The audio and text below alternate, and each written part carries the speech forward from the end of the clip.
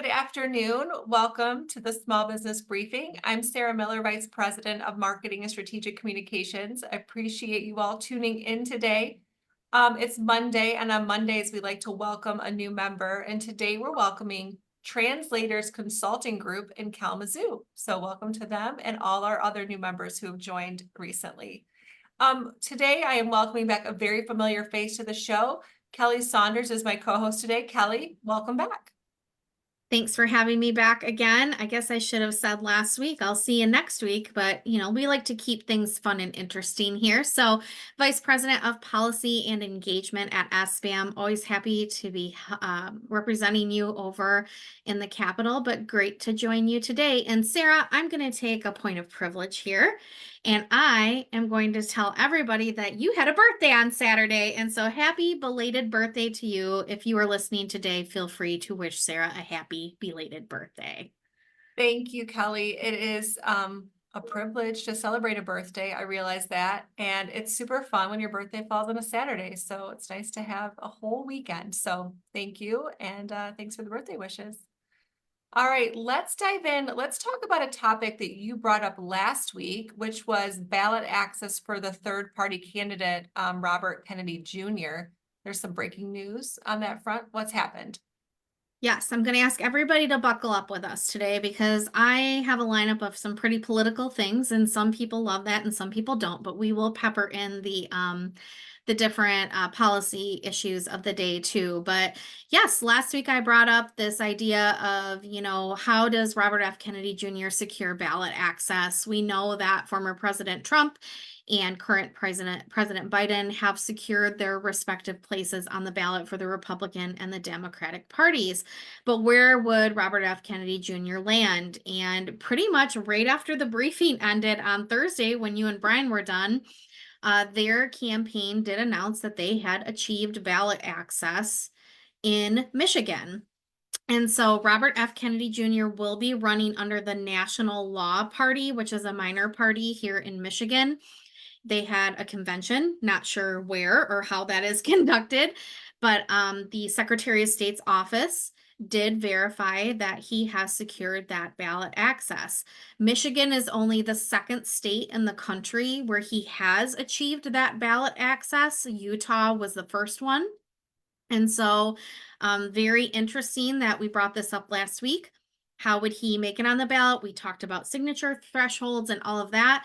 And this party has put him on the ballot in Michigan as their candidate. There was some question from his campaign about where would they go from here.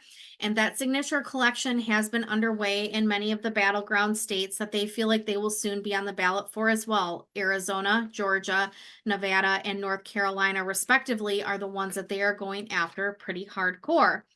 And so this does provide some agitation to the Trump and Biden camps. We know that there have been third-party spoilers in the past that have taken some of these margins away from the respective candidates in the Republican and the Democratic parties, especially given the climate this year of how people are not as excited as they normally are with these respective candidates. It's really interesting to see how this is all unfolding.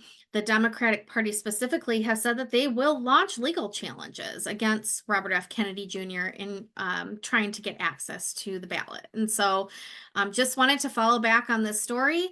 Glad it was relevant when I brought it up last week, and now we're seeing some of that unfold. So Robert F. Kennedy Jr. will be on the ballot in Michigan for the primary.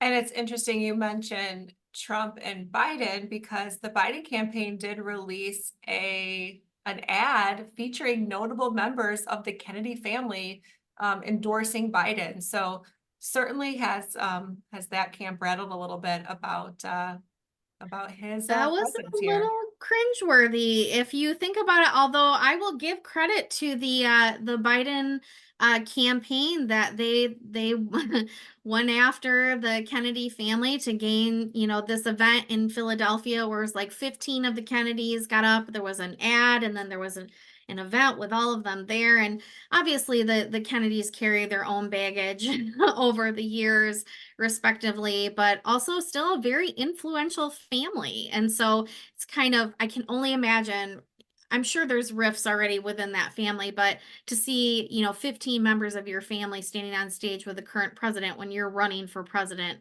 that's a Yeah. little uncomfortable. Yeah, a lot of weight to that Kennedy name. All right, let's talk about a poll released by a local group here in Lansing. What are the polls telling us about the presidential race here in Michigan? Yes, and I'm sure some of you are saying, Kelly and Sarah, why are we talking about polls? These last couple election cycles, it's like you can't trust the polls. People aren't being honest. Understand all that, but we do try to bring you some real-time information, kind of check-in points here along the way. Marketing Resource Group is a polling, marketing group, obviously in Lansing, that does quarterly polls.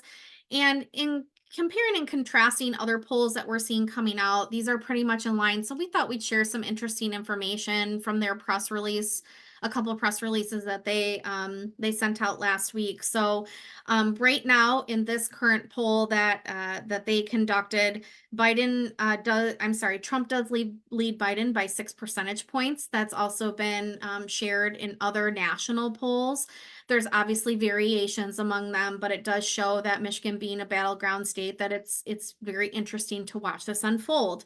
And so while this election is obviously well underway and the announcement in Michigan of Robert F. Kennedy Jr. making the ballot, how do these polls change moving forward? And so when conducted, it did show that this was performed between April 8 and April 11. It did say that Trump would snag 42% of the vote, with Biden trailing at 36%, and the rest being for either an independent candidate or undecided. So this does result in Trump leading with independent voters, essentially at around 15%.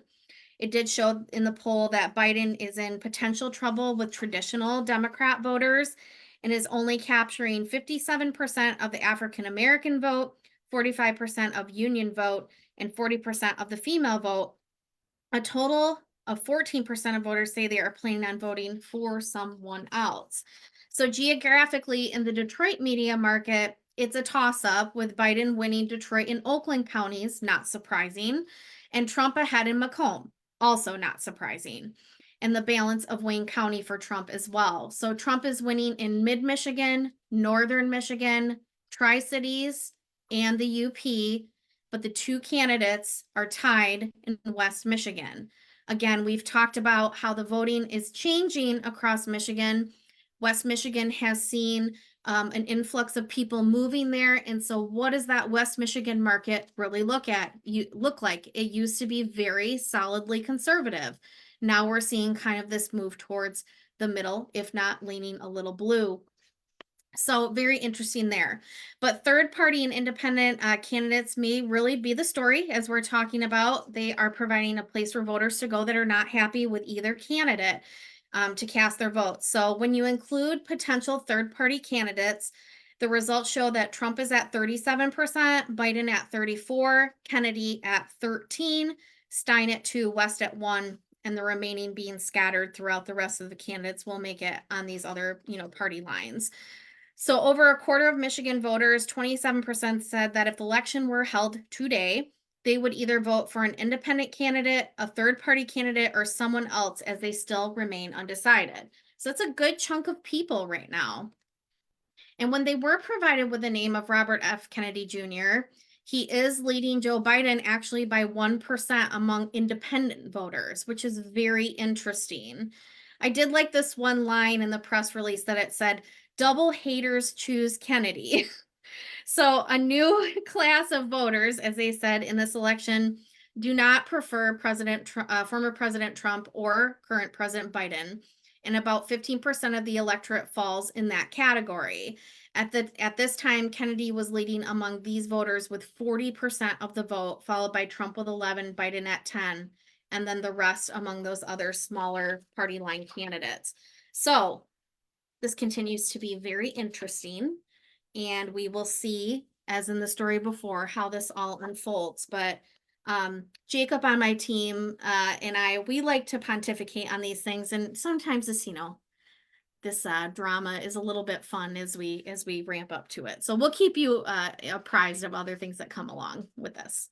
Well, we have over 6 months of fun and drama for you and Jacob Kelly, so I guess everybody else can buckle up. But no, thanks for that. I do. Obviously, things will probably continue to change and evolve over the next several months, and it's always good to kind of have a pulse of where Michigan stands. Let's kind of stick with politics for a minute and talk about an endorsement in the 13th congressional race where Congressman Shri Tanadar is being challenged in a primary. What's going on?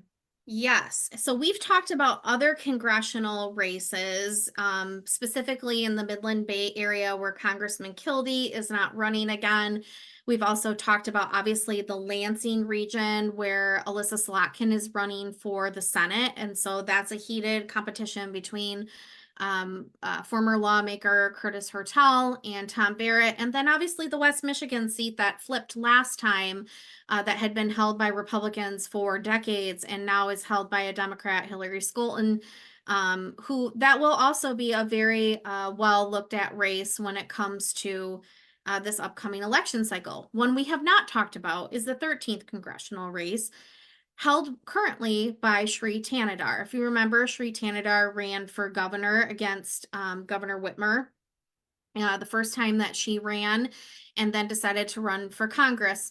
A very wealthy Indian American financed his own campaign, does not do a ton of fundraising, but also this seat was very symbolic because this is the heart of the Detroit seat. It also represents the Grosse Pointes and then also downriver, historically held by a Black congressional leader.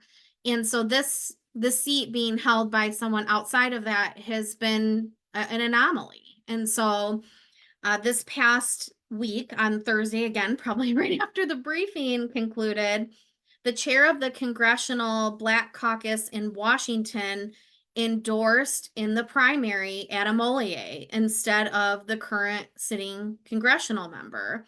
Highly unusual for Democrats to endorse in a race against one of their current colleagues. But because of what I just laid out, with it being held by someone from the Black Caucus, they really want to lean into and have someone represent in that district who is Black. And so Adam Ollier is a former former senator in the Michigan Senate, and he also ran the Department of Military and Veteran Affairs for Governor Whitmer before he ran for this seat the last time. And so Stephen Horsford, U.S. Representative Stephen Horsford from Nevada, did make this formal endorsement last week. And he also has, Adam Ollier has secured a couple different endorsements from other seated congressional leaders. U.S. Representative from Ohio, Joyce Beatty, and then also a few others, Gwen Moore from Wisconsin. And so it's going to be really interesting to see how this plays out. Like I said, Shri Tanadar he has $5 million on hand that he is willing to put into his race. And I'm not, saying that if you're willing to work a district and put boots on the ground and really talk to your voters, Adam Ollier did outraise Shri in this last quarter, but he also only has a little over $500,000 on hand. And so does the money speak in this race? Does money start to pour in from the Congressional Black Caucus to get this primary challenger across the finish line so that they can add people to their ranks in DC and Detroit can be represented by an African American in this seat? Or does the money talk and Shri Tanadar retains his seat? And so while this is a very well-held Democrat seat, and once you get through the primary, the seat is going to be held by a Democrat, is this more costly than what was, originally attributed to than it was before because of this challenger? So another congressional seat to watch, got a little more dicey last week than we maybe had anticipated. Okay, let's move on and talk about budget news. The governor presented her budget in February, and now the House and Senate are at work crafting theirs, kind of looking for a compromise here. But the House did something interesting last week in related to Governor Whitmer's proposed free community college for all. So what can you tell us?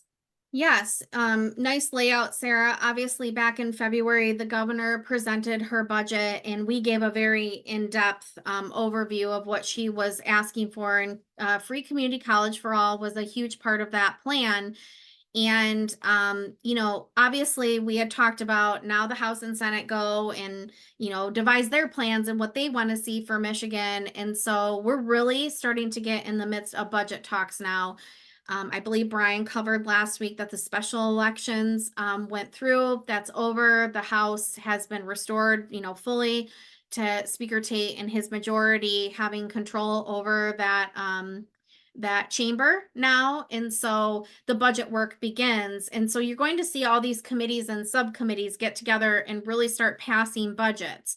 Now, the key is governor presents her budget. House presents a budget, Senate's going to present their own budget, and then where where is that in the midst? Is that compromise found? Add in that in May we have a revenue estimating conference that really states where the money is. They have projections, obviously, from I can't remember when the last one was, January maybe, about where the money's going to fall, but this is really going to tell us how much money Michigan has. They're operating off of that's going to be an $80 billion budget, again with a B, $billion.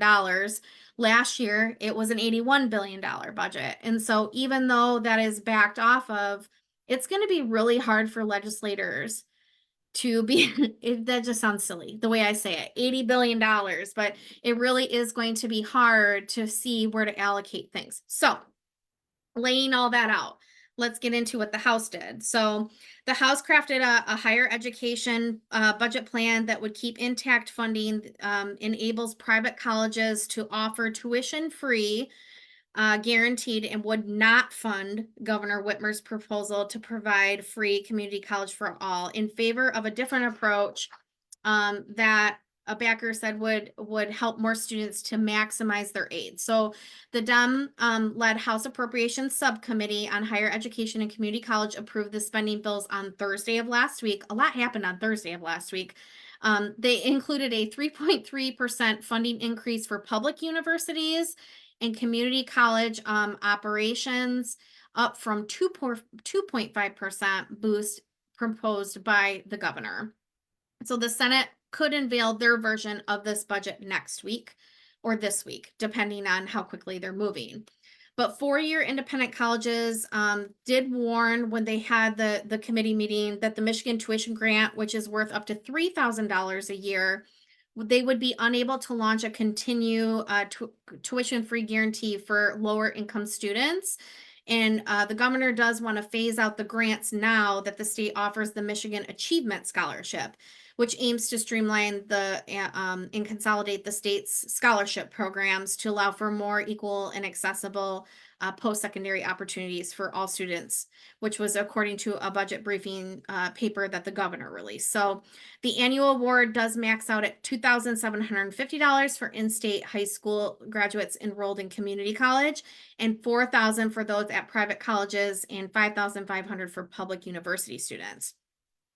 So reminder that the governor also proposed revising the achievement scholarship to include last dollar aid for students to attend community college, tuition free, which covers the gap after factoring in need-based Pell Grants, and giving $1,000 to income eligible students for costs such as housing, transportation, and childcare. If fully implemented, it could save more than 18,000 students up to $4,820, according to her administration.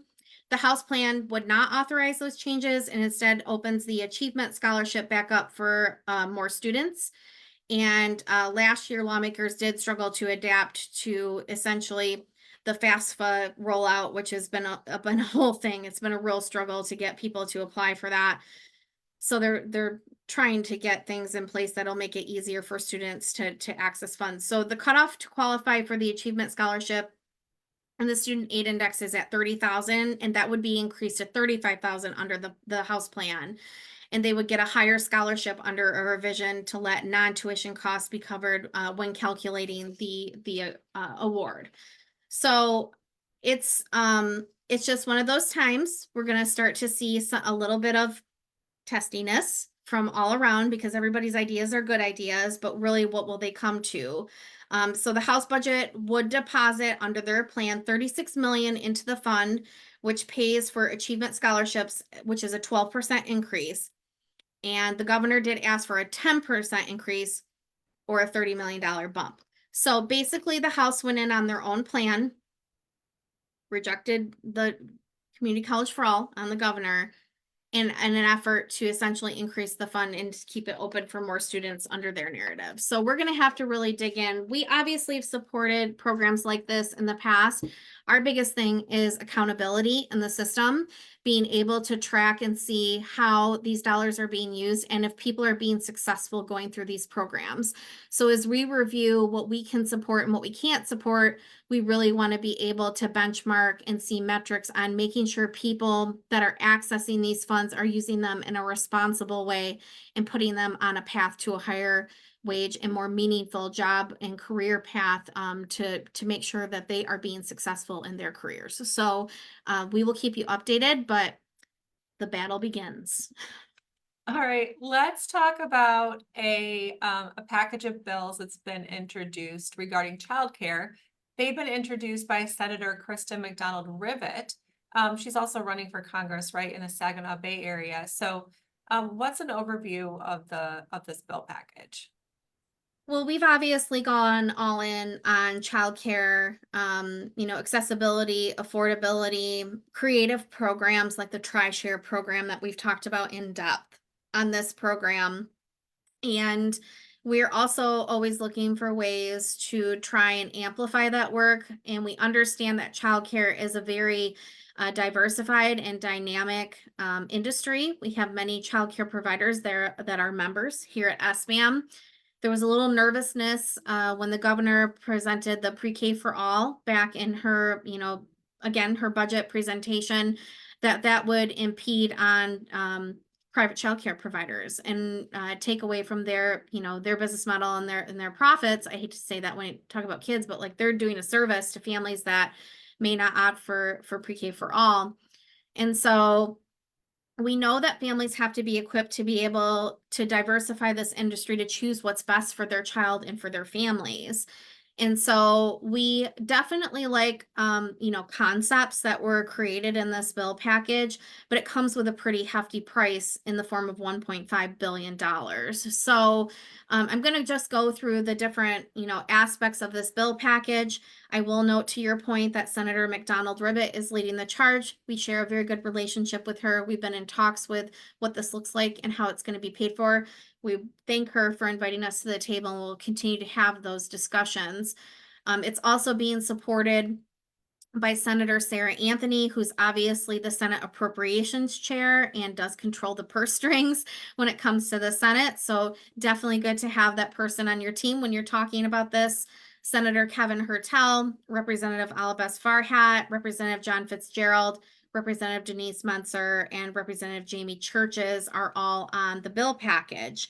So there's essentially a couple different components to this. The working parents tax credit, which is based on the same eligibility as the earned income tax credit, which you will recall SBAM did support, which is obviously, pro worker, pro family, pro business as a whole, because we like to see people who are working and getting back into, the job force, but the workforce, excuse me, but also, continuing to advance themselves.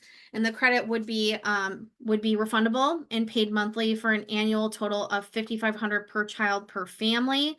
An update and modernizing of the licensing requirements in the childcare space. This is said to ease the financial burden on childcare providers and professionals and help transition into a pre-K for all state. Again, we've got some hesitation there. We want to make sure that childcare providers are at the table and stating how they can be partners in this work.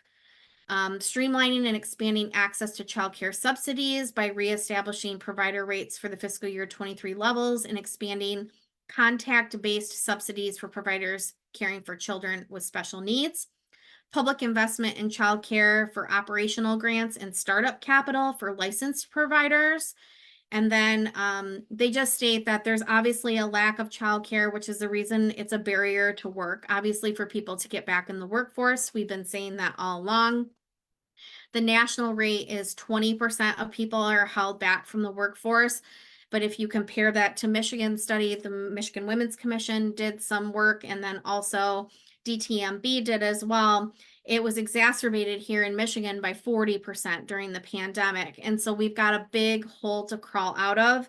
And a lot of these rules, regulations, and funding streams probably do need to be looked at, but it's going to be an all hands on deck approach to make sure that we are taking care of our providers and also our families. And in some instances, it will be expensive. But again, we want to make sure that we're doing it in a fiscally responsible way to make sure that families can access opportunities that are best for them and their children. And so make sure to continue to listen in and watch this legislation. We're really thankful to be at the table, and we will for sure keep you updated as this moves through the process. All right, good. You just mentioned DTMB, I believe. They released some new numbers regarding unemployment. How's Michigan doing? Yes, so we know that we get these, pretty much monthly. Brian's talked about them, over numerous different times, but the seasonally adjusted jobless rate was constant at 3.9% between February and March, according to our analytics here done at the state. Advanced by 8,000 while unemployment fell by 3,000. So that results in a labor force increase of 5,000 jobs for the month. The national jobless rate was reduced by 0.1 percentage points to 3.8%. So we're slightly higher than the national rate. And then the unemployment rate increased by 0.3 percentage points, while Michigan's rate rose by 0.2 of a percentage point since March of 2023. So just a couple different highlights. Total unemployment in the state rose by 0.2% over the month, which is an increase close to the employment gains seen nationally. Statewide employment advancing by 6% over the year, while the U.S. unemployment rose by 9.6% since March of 2023. And then, the biggest thing that they categorize is like industry. And so the biggest increase they saw was the construction sector, which, everybody has seen that if you've driven on Michigan roads. And obviously the governor's, theme of fix the bleeping roads. We are definitely starting to see our orange cones in full force. And so the construction sector saw the biggest leap. And so, yeah, that's where we're at. Pretty much nationally average, maybe just a little bit higher. And we will continue to watch that as things move forward. So, Sarah, I think you have something really important to share with us that was passed. So I will turn it over to you. Yes, we actually shared this in our newsletter today. So shout out to our newsletter. If you don't get it, you can request to be on our list. But it's about the Pregnant Workers Fairness Act. And so this act covers employers that have 15 or more employees, and it develops protections against discrimination that are covered by Title VII of the Civil Rights Act, and then also under the ADA as well. So I'll go ahead and drop a link to the article, but just so you're aware, the final rules were filed Friday, which means everything goes into effect in 60 days. And these final regulations include examples of reasonable accommodations, guidance regarding limitations and medical conditions for which employees or applicants may seek reasonable accommodation, guidance encouraging early and frequent communication between employers and workers to raise and resolve requests for reasonable accommodation, and then also clarification that an employer is not required to seek supporting documentation when an employee asks for a reasonable accommodation, and really should only do so when it is reasonable under the circumstances. So it really goes into what you can expect as an employer and as an employee regards to pregnant workers. We'll go ahead and make sure that you are covered and following the law accordingly, and share that in the chat and on Facebook. So Kelly, why don't you wrap up and let us know where we're going to be on Thursday this week? Yes, we've got a couple exciting things coming up. So on Thursday, Brian Kelly, myself, and Andrea Duguay will be in Marquette going to the UP. Very exciting for our owner to owner meeting. If you are in that region, we would welcome you to join us. Make sure to visit asbam.org/events in order to learn more. And then next week, we will be in Oakland County on May 1st. If you are in that region, make sure to visit that link again if you want to see us in Oakland. So we are the traveling roadshow, the three of us. We're looking forward to seeing everybody. It's some of the best times to connect with our members. Love seeing Michigan, and so it'll be a good time to go north. Absolutely. We'll have safe travels. We'll have Brian back on Thursday's show, and we'll see you then at 3 p.m. Thanks for joining me today, Kelly. Yeah, have a great week, everybody.